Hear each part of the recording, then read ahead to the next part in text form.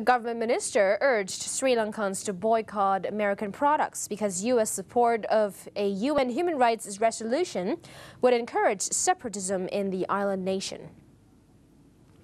A resolution calling on Sri Lanka to investigate alleged abuses during the country's civil war is expected to be voted on next week by the UN Human Rights Council in Geneva.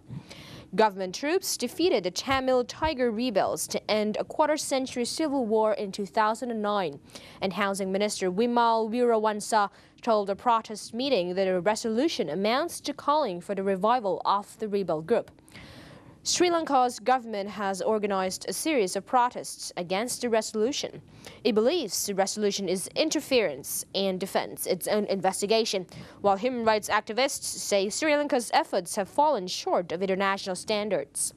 The resolution calls on Sri Lanka to investigate allegations of human rights abuses by both the government troops and Tamil Tiger rebels in the final months of the war. A UN panel's investigation found tens of thousands of people may have been killed, largely through shell fire by the government troops. Weerawansa said the resolution would be destructive to the post-war atmosphere, saying instead of promoting ethnic reconciliation, it will hamper that process and would increase acrimony and rancor among the communities. Tiger terrorists may be strengthened by this resolution. He called on people to boycott American brands such as Coca-Cola, Pepsi, KFC, McDonald's, and Google's email service Gmail.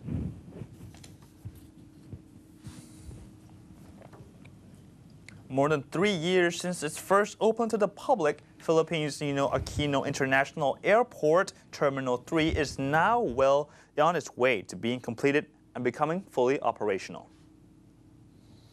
Transportation and Communications Secretary Manuel Mar Rosas II announced the signing of a deal between the government, through the Department of Transportation and Communications, and the Japanese industrial giant Takenaka Corp. For the completion of its works still needed at the Terminal 3. The signing of the MOU in Tokyo this week is considered to be the first legal step to make the Nino Aquino International Airport Terminal 3 fully operational. Takenaka Corp. Was the original contractor for Terminal 3. Its work at the facility was never finished because the airport was expropriated after the concessionaire, Philippine International Air Terminals Co. was declared a mere dummy firm for the partner Fraport AG from Germany.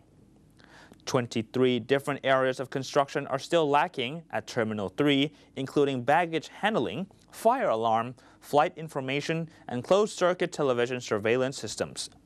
Once completed, the 182,500 square meter terminal will be able to service up to 33,000 passengers daily at a peak, or 6,000 passengers per hour. It will also have 34 air bridges and 20 contact gates, allowing it to service 28 planes simultaneously. Some of the operations of Terminal 1 will be transferred to Terminal 3 once the 23 systems are delivered. This will decongest the 3-decade-old Terminal 1 for a more convenient and efficient passenger experience. Takenaka is among the 5 major contractors in Japan. The family enterprise has built some of the most important buildings in Japan, such as the Tokyo Tower, the Tokyo Dome, the Fukuoka Dome, the Kobe Mariken Park, Oriental Hotel, among others.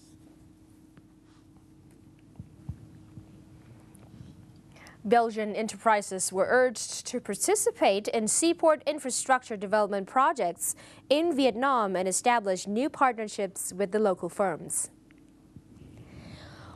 Well, the enterprises are to provide effective assistance in building and managing seaports and logistics services.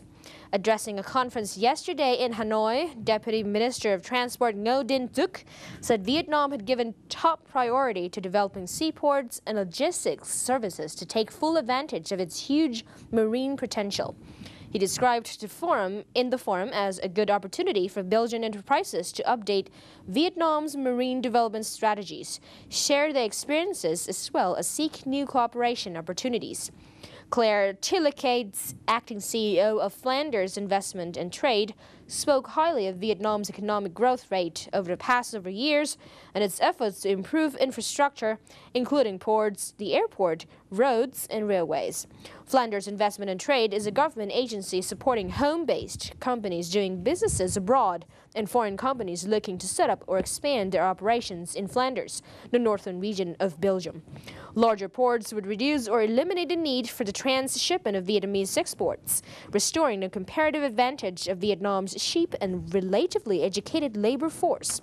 The overall improvement of Vietnam's port system would help the country become a real tiger of marine development, she said, adding that choosing a right position to distribute Vietnamese goods was also a key factor to boost its import-export.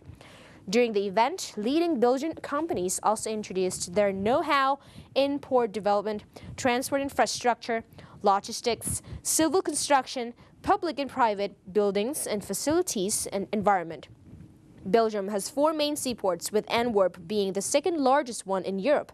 A second output of more than 260 million tons was generated via these ports last year. The Cambodian currency's appreciation is expected to continue after the dollar's decline below 4,000 riel, Commercial News reported Tuesday. The Chinese-language newspaper affiliate of Canada Bank said several positive factors buoyed the outlook for the riel. It noted that the Cambodian currency often stages a symbolic rally during holiday periods when demand for the riel is strong to make traditional small purchases. But in recent times, the rate of appreciation is more worthy of attention, the newspaper said, predicting the tide will continue for a longer period of time. It added that positive factors for the currency next month were the approaching New Year period, the ASEAN summit, and the launch of securities trading, which denominated the riel. As the dollar's buying rate fell to 3,998 riel on Monday, the newspaper said foreign exchange dealers on Charles de Gaulle Boulevard noted a recent increase in trading volumes. Short-term holders of the Cambodian currency should hold no fear, one dealer was quoted as saying. According to a report by The Economist Intelligence Unit, Singapore has been ranked the most competitive city in Asia.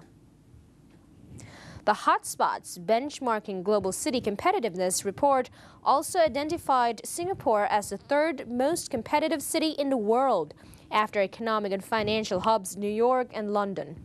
The report covered a total of 120 global markets, assessed on the basis of 21 qualitative and 10 quantitative indicators. It defines competitiveness as the demonstrated ability to attract capital, business, talent, and visitors. In Asia, Singapore topped the list as most competitive, followed by Hong Kong and Tokyo. Asian cities dominated the economic strength category, the most highly weighed category. 15 of the top 20 cities for economic strength are from Asia, with 12 in China. With Singapore rated highly in categories of physical capital, financial maturity, institutional effectiveness, and global appeal. The report, which was commissioned by Citi, attributes Singapore's strong position to its efficient transport system, lean bureaucracy, and safe environment. It also took into account Singapore's ability to attract capital and business. Michael Zink, head of ASEAN and City Country Officer for Singapore, said, "It is a terrific place to do business.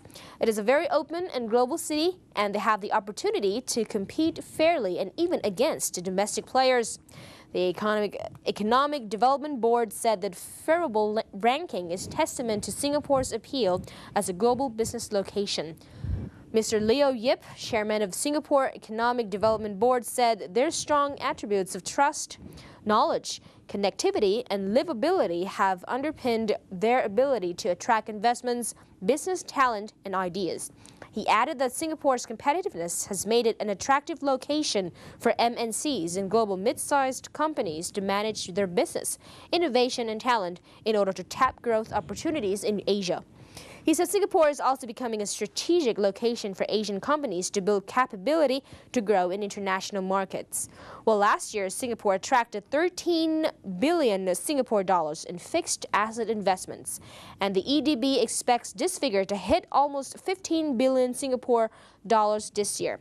and the country did well in most categories of the report. However, experts added that it is lacking in some areas and needs to do more to boost its human capital, entrepreneurship and risk attitudes in order to stay ahead of the game.